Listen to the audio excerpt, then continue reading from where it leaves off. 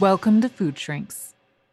Hey guys, Molly C here. You know what I'm going to say. If you're listening, can you just take 25 seconds and subscribe whatever you're doing? If you're YouTubing, if you're Spotifying, just go click that subscribe button. Makes us feel good, helps us do our jobs. And if you're feeling extra giving today, can you rate? Can you review? Can you share it with a friend? We love you and we want to help and we hope that it's mutual. We hope that we're a match. And so let's get to the show. Yes, Larissa, you got the topic today. I know. I'm excited. So I think mostly because also this came up in my email from Ad Magazine, which is all about ADHD and saying like people with ADHD have self-compassion deficit disorder. And I was like, Up. God, you teach amazing. me so much about my diagnosis that I try to, wow. And it does make so much sense for me. My clients who have, are neurodiverse, they have a real problem with accepting self-compassion at all. Maybe they see it more as like self-pity, they see it more as permission. And it can be really challenging to help them to start to have a compassionate voice in their head. It sounds very foreign to them. So I'm wondering if today we could start talking about maybe what were some of our own journeys into Yeah. self-compassion and where we're at with that today. Oh my God. That's like the best topic. Who's starting? I mean, I can definitely say that like cards on the table, I used to say to clients often, and I still do, that I never met a client, who had shamed themselves into wellness, Right. all the while still participating in that Still, behavior for still trying to see myself. if it worked. Yeah, right. Still testing that out.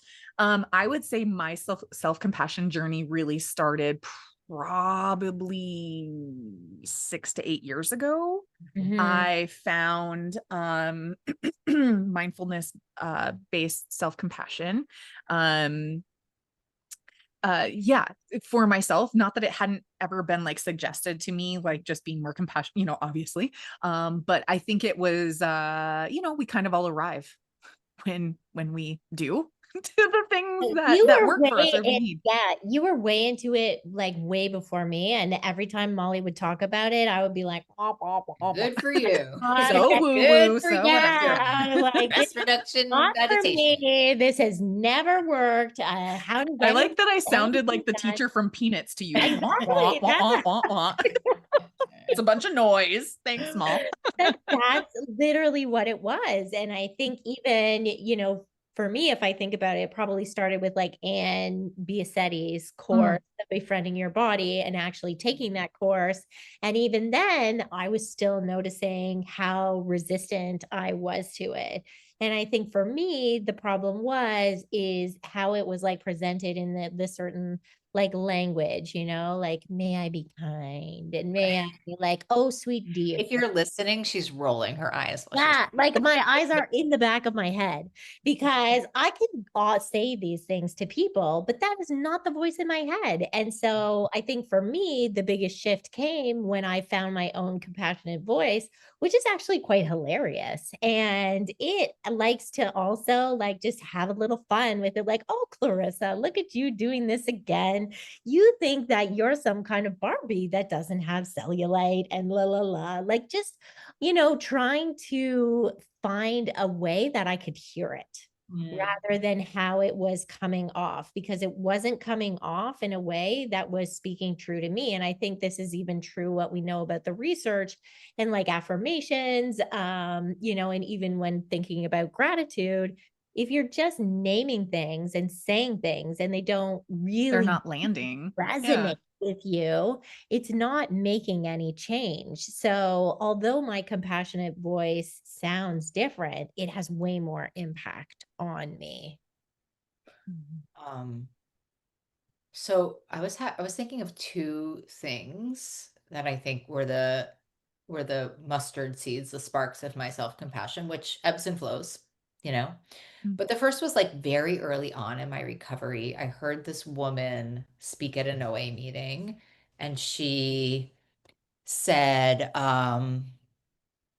she said, well, I hated myself so much, Mm. but they told me that I should make the recovery plan that I would make for my daughter who I loved the most. And Mm. that's what I did. And I was like in it when I heard that, right? Like it was just an act of grace that I heard that. And then I kind of like did that in that moment.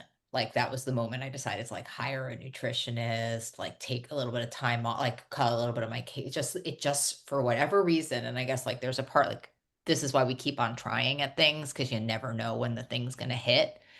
Yeah. So that was kind of like this first, and then because then I started to like, I might have hated myself, but I wasn't acting self-hating towards myself, right? Like I was doing the things that I would do for my godchild. Like that's just how I was running my life. And then about 3 years into my recovery, I hit a really dark wall of self-hate. I mean, it was what would we call it? Like it was a shame response, as a traumatic shame response of like epic proportions of just self-hate, suicidality. And I was like abstinent and sober at the time. I mean, just like what BS was that? And so I actually checked myself into like a rehab for a week for codependency, like family of origin stuff, right? Like just to learn. So anyway, I go to this and so what I want to say is a lot of my self-compassion actually it comes from my faith. It comes from my spirituality and my faith. That's actually where I think that's kind of my direct space of it is. So anyway, so I went to this rehab and I was so excited because like I was gonna not hate myself anymore. And I go and I meet with this guy, Randy, the therapist, and he's like, why are you here? And I'm like, oh, funny you should ask. I actually hate myself and I think I'm a terrible person. And I'm really hoping by the end of the week, like, set it, forget it, done and done. And Randy's like, so that's definitely not happening. Sort of a lifetime venture. And I'm like, I'm just like, I'm like ready to leave. I'm like, You mean I can't get it right I am paying now? all this money to not hate myself. But anyway, Randy says this very interesting thing to me. And he's sober, and I didn't know it, but he was sober, and he was a 12-step guy. And he said, Molly, you really need to work on your relationship with your higher power because Mm. whatever voice that is that's coming through right now is not the voice of a loving higher power. And that is actually the thing that I think is going to help you the most is that you're able to start to disseminate and we could say it in a lot of ways. What is your lower self and what is your higher self, right? What is your God consciousness? What is your ego consciousness? However, this is not a religious conversation, is what I'm trying to say. For me, it's like, and so then I just try to imperfectly, incredibly imperfectly, try to like work on the channel, the high vibration. I just try to work on that channel to be able to take the information that I think is from my highest self, because that is like a loving, compassionate, surrendered, Mm. open-minded, hopeful, loving person. But like if you're listening, like I just want to tell you how bad I am at it. And I've been doing it for 15 years. Like I'm terrible at it. Like I'm like terrible at it. Like, but I'm trying. I think what you mean to say, Molly, no, I shouldn't put words in your mouth, but I think what I'm hearing you say is you're Yes. human and you're practicing something that Yeah. is not like necessarily a skill we can perfect when it wasn't something that was given to us when our brains were still growing and pruning. So it's not something that you come by just naturally. It's something that it's a skill that you are having to learn now as an Yeah. adult with very big adult issues with childhood experiences, lived experiences, all of these things. It's much more there are more landmines to have to avoid or dodge Well, as I you're think I'm learning just this as an always very adult. cautious when I tell stories like that. I don't know. I just always think of my sick of self. And I'd be like, well, good for you, Molly. Like, good for you for finding your higher power. Like, good for you for learning to love you. Like, it's not an overnight matter and it's not a No. perfect process. And you Mm-mm. just even still went there in that when you said, I'm terrible at it, right? Yeah. But that's Oh, yeah, that did lack right. compassion. Good call, Like Clarice. that's just noticing, oh, I can be working at it and I'm still gonna go back there sometimes because that's just my first go-to. It Yeah, doesn't mean there's anything like wrong with that. It's just like, oh, there it is again. there it I is. see you, Yeah, yeah, I think that's right. right? I love that so much. Yeah, but I think like, I think that I don't know for you guys, but like I honestly had to get really desperate before I was willing like to take on this idea that maybe compassion, this like Right. oblique, Every- weird concept was the answer. And it's like literally the answer. Exactly, because what I was doing wasn't working anymore. And I was trying so hard and it was hurting so much that it was the last thing I could try. Really Yeah. felt like that. And it wasn't easy. And I think, really immersing myself in listening to meditations, getting the language and also modeling it obviously to clients helps me over time, just the way like if I'm walking around in the world with judgment, I'm going to judge myself. If Yeah. compassion kind of works like that too, that the more we are able to offer to others, the more we receive as well. And just notice that it is probably going to take, if I've been doing it again, it's like recovery, right? If I've been doing this for like 45 years, beating myself up, I can't just like all of a sudden love myself in a year and think that that's just Well, going to be easy. and that's that spiritual bypass. Like, and I just want to say, like, that, like, you guys know, if it's your first time listening to the show, like, you don't know us, but if you guys like, but if you've been listening to the show, I just don't want you to think that we're suggesting like bippity boppity love yourself. No. That's spiritual bypassing, and that's its own problem, right? That's like Mhm. sort of pretending like nothing's wrong and everything's amazing is the same thing as not having compassion, right? It doesn't allow for you to have a full human experience, and it's avoiding, Yeah. these parts Mm. of us that we need to learn Yeah. how to love. And when we have spiritual or religious trauma, that might make it even harder to feel like we can access it. And so, like some of the language, Molly, you were kind of describing it earlier. Some of the language I like to use with clients is that's noise. What is your ancient internal wisdom? And really starting with the skills of like being able to discern, is that this voice or is Yeah. that outside influence? Is that outside noise? And I always say Clarissa's noise, Molly's noise, Molly Carmela's noise. The podcasts we are all noise when it comes to what is your ancient Mm. internal voice Oh, telling yeah. you is what is your truth. Yeah. Higher Yeah. self. I love that one. Yeah, But like definitely. unconscious, we all have that. We all have it inside of us. It's just like, it's just muted, I think, by Yeah. childhood trauma, belief systems, diet culture, right? Like acts of harm against yourself. I Like was going to say, whatever substances you're putting in there, or right. Like Yeah. there's whatever all self harm sorts that of you're things engaging that in. make it Yeah. really challenging, but it doesn't mean that you can't. I mean, isn't it a beautiful thing to consider? And maybe I need to consider this. It's just like, a lifetime, a lifetime of working towards a loving and compassionate relationship with yourself is a really powerful thing, right? Yeah. That's a relationship I want to be in, a committed relationship. Oh, get it. Well, it's the longest relationship you're ever going to be in, right? Is the one with you, with Yeah. your, and however you do that. And I think for me too, I was thinking what Clarissa, what you were saying, like it was also woo-woo for me for so long. And that just didn't jive with, childhood messages, all of those things. And it was a lot of want, want, want, want. That's for everybody else and not for me, or not, maybe not everybody else, but that's for other people, not for me. And as a mental health and addiction therapist, what I found over the years was that talk therapy was like not doing it for like probably 95% of the clients that I had. The 5% of like, what can be termed in the industry as like worried well. So maybe like individuals who are just kind of always like trying to tune up, or they just want somebody to bounce things off of. And there's nothing wrong with that. I'm not trying to be minimizing of any of those options either. But the clientele that I typically worked with were in the correctional system, had children, removed by child protective services, were coming to me because a judge told them to. So like 95% of my folks were not falling into like, they had a lot of stuff going on. And what I found was that when we are those people, that this is where we totally operate from. She's Talk pointing at her head therapy. if you're listening. Yeah. Oh, sorry. Yeah. If you're listening, I'm like, well, when our heads are disconnected from the rest of us, if we're just in talk therapy, if we're doing just talk therapy, like in the format of like cognitive behavioral therapy, motivational interviewing, whatever it is, that can actually reinforce All those of that. beliefs, all of Yeah. that.